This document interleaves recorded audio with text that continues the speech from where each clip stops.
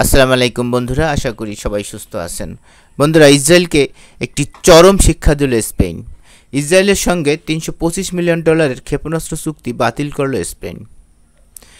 Israeli অস্ত্র নির্মাতা প্রতিষ্ঠান রাফায়েলের সঙ্গে $325 মিলিয়ন ট্যাঙ্ক বিধ্বংসী ক্ষেপণাস্ত্র কেনার চুক্তি বাতিল করেছে স্পেন।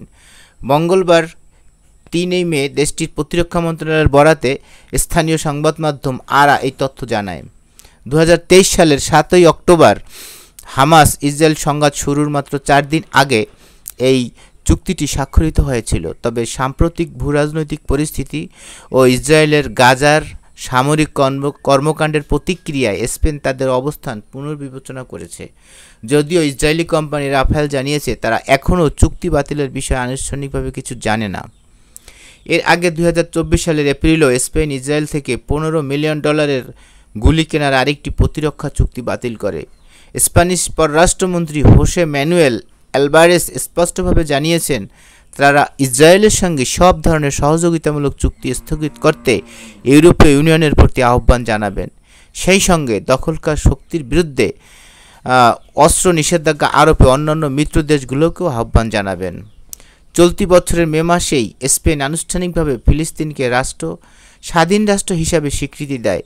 এছাড়া স্পেনের প্রধানমন্ত্রী পেদ্রো সানচেজ সম্প্রতি ইসরায়েলকে গণহত্যাকারী রাষ্ট্র হিসেবে আখ্যা দিয়ে আন্তর্জাতিক মহলে তীব্র প্রতিক্রিয়া সৃষ্টি করেন।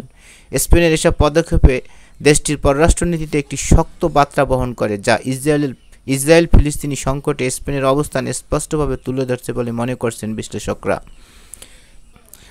আমরা স্পেনের এই ধরনের কর্মকাণ্ডের অবশ্যই সাধুবাদ জানাই, কেননা ইউরোপের অনেক দেশেই এখনও পর্যন্ত স্পেনের মতো এরকম কোনো সাড়া দেয়নি।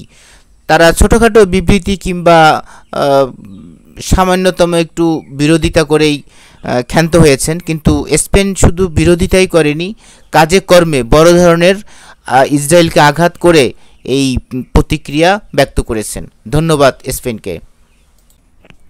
বন্ধুরা, আজকের ভিডিও এ পর্যন্তই। ভিডিওটি ভালো লাগলে চ্যানেলটি সাবস্ক্রাইব করে আমাদের সঙ্গেই থাকবেন এবং আপনার মতামত কমেন্টে জানাবেন। পরবর্তীতে আবার নতুন ভিডিও নিয়ে দেখা হবে। সেই পর্যন্ত সবাই ভালো থাকবেন, সুস্থ থাকবেন, বাংলাদেশকে ভালোবাসবেন। আল্লাহ হাফেজ।